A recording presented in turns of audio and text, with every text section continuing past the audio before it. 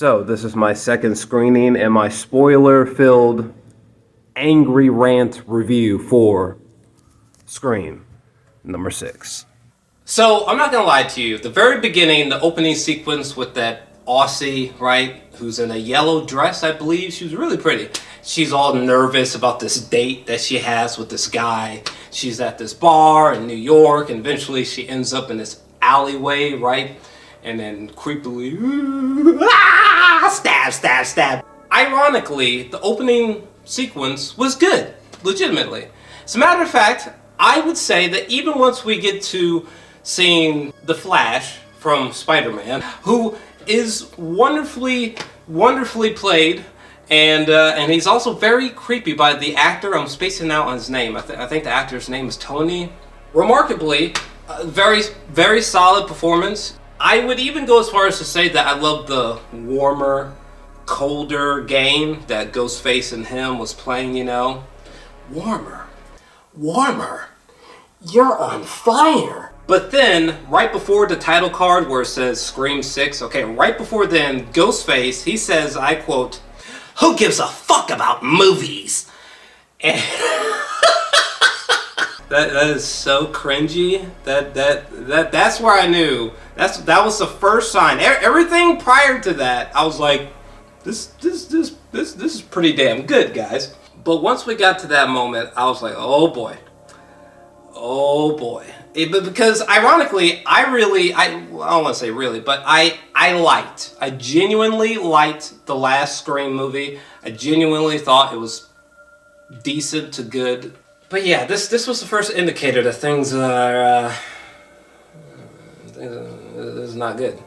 So Sam Carpenter, played by Melissa, we get to her and she's talking to her therapist, and it's just a bunch of exposition dumping and her monologuing to very boring effect. Listen, it's nothing personal, but when it comes to her performance in these Scream movies so far, her performance is so unconvincing. I think her performance is pretty bad. It really gives bad CW channel levels of acting. Her performance during this sequence where she's talking to the therapist and just in general, it's just so boring to me that this sequence with her talking to the therapist would be a perfect time to take a pee break. By the way, weird, quick positive, but Jenna Ortega is great. I love that I don't even remember her character name. I just remember it's Jenna Ortega. Oh yeah, Sam's boyfriend, Danny, his acting abilities they're just as bad, at least in this movie. I swear, the actor that's playing Danny, his acting is so bad, it kind of reminds me of bad acting that you would see in a really bad, piss-poor Saw movie or something like that. Also, another thing, I literally cannot get over this. Spider from Avatar: The Way of Water is in this movie.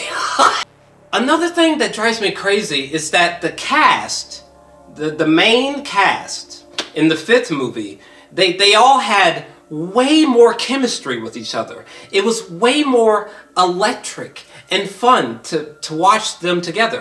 And that does not exist in this movie. For example, the one scene where I think we're inside of an apartment building, most of the main characters are there, and then that one cop or detective, he calls, I think he calls Sam from a crime scene, right? It's like, okay, that sequence right there with all those characters, like, it's just so uninteresting. It's so boring, to be honest with you. The cast in the 6th movie they don't have that thing that the cast in the 5th movie did. Listen, I get what they were going for, but Ghostface with a gun, like he has a shotgun in this one 7-Eleven or wherever the fuck they're at, as if this is one big NF music video or something. It did not work for me. That whole sequence with Ghostface and the gun, it just screams, we are trying to mix things up, we're running out of ideas, and somehow we are 6 movies deep. Why the fuck was Kirby Reed brought back as if this movie treats her as if she's whack Brie Larson's Captain Marvel from the MCU. What is this? She clearly died, 12 years ago? Also, this is another thing that I do not understand about Scream fans. I really should be saying Scream super fans, but one thing I don't understand is that the love for Scream 4, I do not get it. Just let it be known, I have seen every Scream film, okay? And unfortunately, only the first two are masterful, okay? And to be honest with you, they are the only ones that are necessary. The sequel to the requel. We're in a franchise, so we gotta go harder. Listen, Jasmin, she gives everything that she's got as Mindy, but especially during this whole meta speech where she shouts out everywhere from Tony Stark to Luke Skywalker. We've been here, done that so many times within this franchise that at this point, this whole sequence and moments like this, they just feel so narratively stale. Switching from Woodsboro to New York, ultimately it's just pointless at the end of the day. Like, damn, we couldn't have gotten some kind of epic stabathon at the Statue of Liberty or something like that. We couldn't have had just Ghostface tackling people off the side of the Empire State Building while stabbing them as they fall towards the streets or something. Like, you know what I mean? Like, what else do I got? Oh, by the way, why couldn't Mindy or Jenna Ortega's character be the main character? Why is the main character Sam? Not only can these other two ladies act rings around Melissa, but Jenna Ortega's character and Mindy are infinitely more interesting and fascinating than Sam. I swear to God, it's as if they are trying to transition Sam into picking up the mantle and taking Sidney's spot. It's almost as if they want Sam to become Sidney Prescott somehow in many ways. And it's like, no, or it's almost as if they're trying to make me love Sam as much as I love Sidney. It's like, fam, this is not happening. By the way, Spider and that one cop or detective, whichever one he was, these two guys were, it was so obvious that these two guys were the killer, one of the killers, whatever. It was so obvious. Come on. Was it Gale Weathers or some shit, right? All of her scenes made me cringe so badly. It's so clear that they ran out of compelling storylines for this woman ages ago. I mean, Jesus, I think the main highlight from her in this entire movie is when Jenna Ortega fucking right hooks her in the face. There is no reason why Gale's character should be squaring up with Ghostface 6 movies in.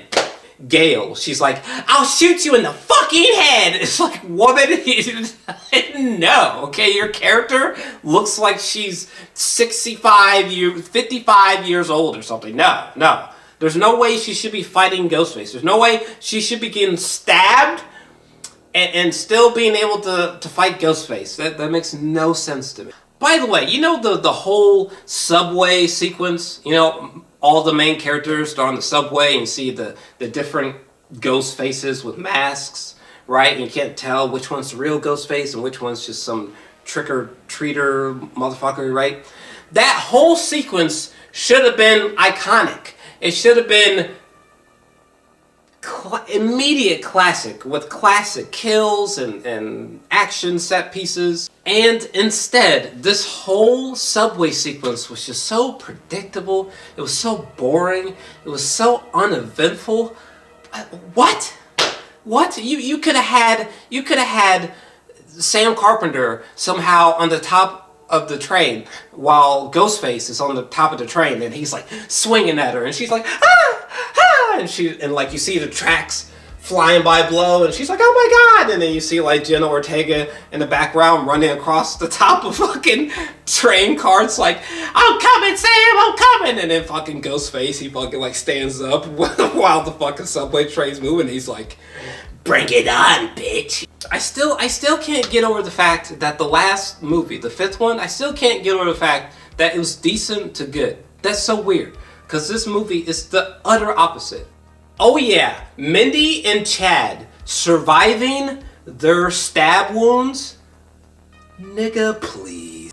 Oh yeah, I totally forgot about this. And in my notes, I wrote, seeing old ass Billy Loomis talking to Sam in the mirror was so beyond cheesy. The killer reveal at the end of this movie, the three-person killer reveal at the end of this movie might be the worst killer reveal of the entire franchise. From the cartoony, painfully corny performance from that cop, the dad, whatever, the completely unscary, sigh of frustration-inducing performance from Spider was just so bad, I almost just wanted to look away. I was like, my nigga, I'm just gonna remember how good you were in Avatar 2, and we're just gonna move on, my guy. And then the third Ghostface, right? That female roommate or whatever, she was completely forgettable. Completely forgettable.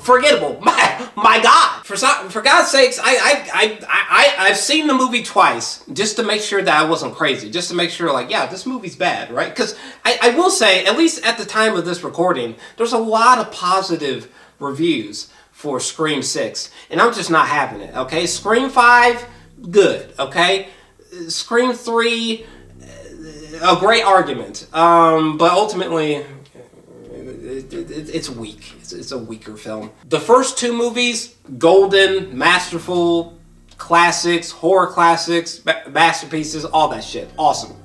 First two movies are awesome. This sixth movie, get out of here, suck a moldy dick, okay? It is not good. It is not good. No. I will literally argue 12 niggas at once that this is a bad movie. Stop.